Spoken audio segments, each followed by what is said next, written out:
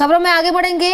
अरावली पर्वतमाला को लेकर सुप्रीम कोर्ट के हालिया फैसले के बाद अलग अलग जगहों पर जमकर प्रदर्शन हुआ। विपक्ष के सभी नेताओं ने भी अरावली पर्वत को लेकर सोशल मीडिया पर पोस्ट किया है।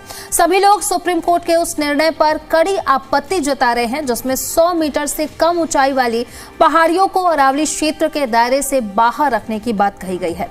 अधिवक्ताओं ने सरकार से मांग की है कि संवेदनशील मामले में तुरंत पुनर्विचार याचिका दायर की जाए। लोगों ने विरोध जताते हुए कहा है कि अरावली देश की सबसे पुरानी माउंटेन रेंज है। नए बदलाव से इस रेंज में पारिस्थितिक संतुलन को लेकर बड़ा खतरा हो सकता है। सुप्रीम कोर्ट ने खनन को रोकने के मकसद से अरावली पहाड़ियों की परिभाषा पर केंद्रीय पर्यावरण मंत्रालय के एक पैनल की सिफारिश को मान लिया है।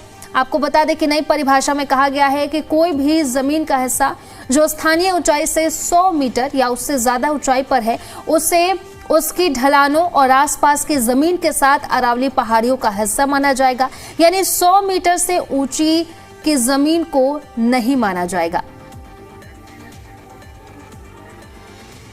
और इसी पर ज्यादा जानकारी के साथ सहयोगी देवेंद्र भारद्वाज हमारे साथ लाइव कनेक्ट कर रहे हैं, उन्हीं का रुख कर लेते हैं। देवेंद्र, फिलहाल इस पूरे मामले को लेकर के सोशल मीडिया पर ये ट्रेंड कर रहा है और साथ ही साथ कई नेता इसका विरोध भी कर रहे हैं, विपक्षी पार्टियां विरोध कर रहे हैं।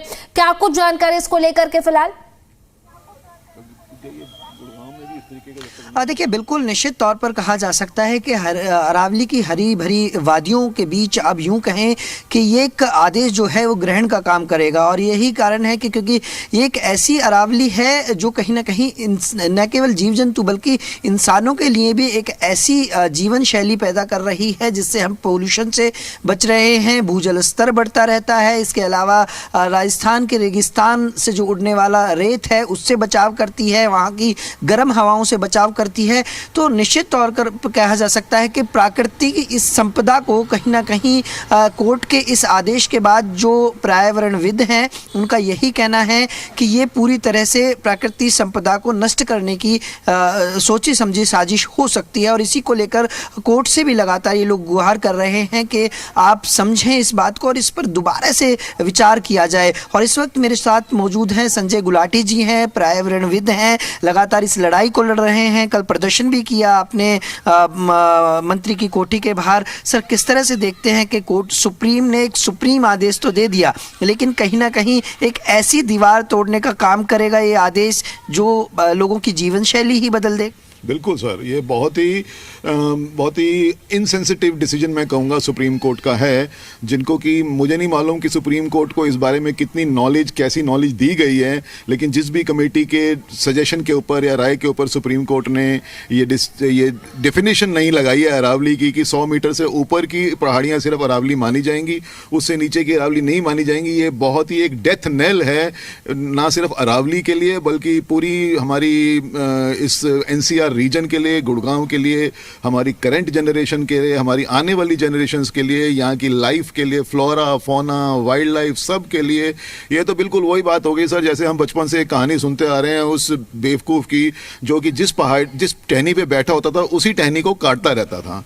अब हम भी वही कर रहे हैं कि जिसके ऊपर हमारी पूरी एग्जिस्टेंस डिपेंडेंट है, हम उस पूरी एनवायरनमेंट को ख़त्म करते चले जा रहे हैं अपनी लालच में, माइनिंग की लालच में, रियल इस्टेट की लालच में। ये बिल्कुल रुकना चाहिए, ये शोषण रुकना चाहिए और हम इंसानों को और बाकी सब जीव जंतुओं को उनके जीने का हक मिलना चाहिए। सर, इसके अलावा कोर्ट ने ये कहा कि जो माइनिंग हो रही है उसको रोकने की कोशिश की जा रही है, लेकिन आपको नहीं लगता कि जो गुरुग्राम के अलगते इलाकों में जो माइनिंग थी वो बहुत ही कंट्रोल एरिया में थी और उस पर कंट्रोल करने के लिए प्रशासन भी काम कर रहा था, लेकिन इस आदेश के बाद तो और ज़्यादा माइनिंग होने लगेगी? बिल्कुल सर, 100% होने लगेगी। और कहीं ना कहीं ये पूरी की पूरी जो सुप्रीम कोर्ट को अगर इस तरीके का इनपुट दिया गया है तो ये कहीं ना कहीं हमें एज अ सिटीजन ये लगता है कि ये बहुत बड़ी कोई साजिश है ताकि जितना भी ये लैंड बैंक है अरावली के आसपास का जो दिल्ली NCR को टच करता है, ये सबको एक्सप्लॉइट कर सकें और इसमें से खूब पैसा कमा सकें।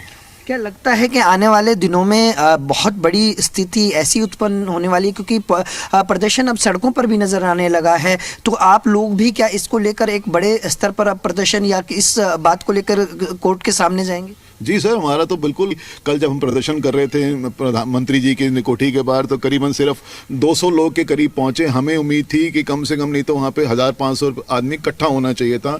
मेरी तो सब गुड़गांव वासियों से और एनसीआर रीजन वालों सबसे मेरी रिक्वेस्ट है कि सड़कों पे निकलना पड़ेगा अपने सर्वाइवल के लिए, बिकॉज ये अब डू और डाई है, नाउ और नेवर है। सर, एक सवाल ये उठता है कि अब हालात क्या हो जाएंगे यदि इस तरह की स्थिति रही, क्योंकि आने वाले दिनों में देखेंगे यदि ये आदेश पारित हो जाता है पूरी तरह से धरातल पर, तो बहुत बड़ी संख्या में जो अरावली की हमारी पहाड़ियां हैं वो कंक्रीट में तब्दील होती नजर आएंगी। सर, ये किसी हालत में होने नहीं देना, चाहे इसके लिए कुछ भी करना पड़े, बस सिंपल एज दैट। ये किसी भी हालत में नहीं हो सकता और नहीं होने देना, हमको कुछ भी करना पड़े इसके लिए। अभी किस तरह की चीज़ों को रोकती है ये अरावली, हमें किस तरह का जीवन शैली उत्पन्न करती है? सर, हमारी सारी, आप सोचिए कि जितना भी पोल्यूशन हमारे जो एनवायरनमेंट में, अब इस वक्त ही हमारी AQI वगैरह की हालत इतनी ख़राब है, तो आप सोचिए इतना बड़ा हमारा अरावली का जो ग्रीन कवर है वो कितनी हमारे सारे ये पॉल्यूटेंट्स को एब्जॉर्ब करती है। वो सारे पॉल्यूटेंट्स अगर ये सब काट दिया जाएगा, वो सारे पॉल्यूटेंट्स सब हम लोगों की बिल्कुल जीवन को दुर्भर कर देंगे यहाँ पे।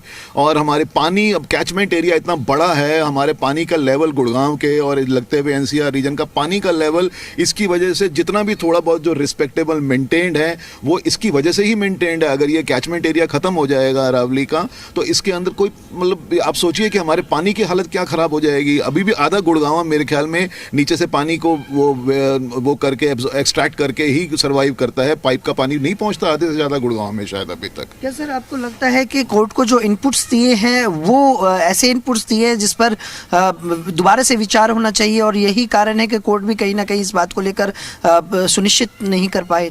100% सर, कहीं ना कहीं उनको फिगर्स को फिगर्स को और डाटा को बड़े तरीके से घुमा फिरा के परोसा गया है, जिसकी वजह से सुप्रीम कोर्ट, जो कि हमेशा से अरावली रेंज की, एनवायरनमेंट की हमेशा से एक बहुत बड़ी प्रोटेक्टर रही है, ह्यूमन राइट्स की प्रोटेक्टर रही है, उनसे ये हम बिल्कुल भी उम्मीद नहीं कर सकते कि इस तरीके का एक गलत इनसेंसिटिव डिसीजन सुप्रीम कोर्ट कोई ऐसा कोई हमारे लिए कोई सर्व कर सकती है।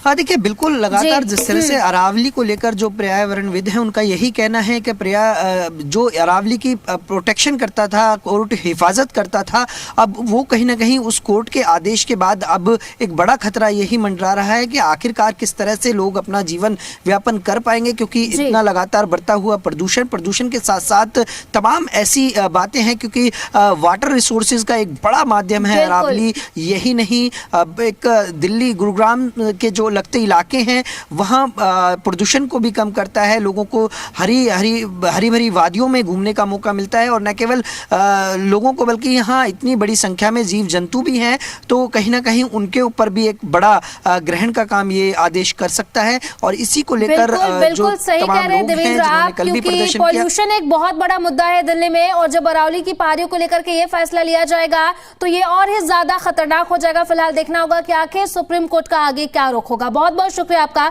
तमाम जानकारी के लिए।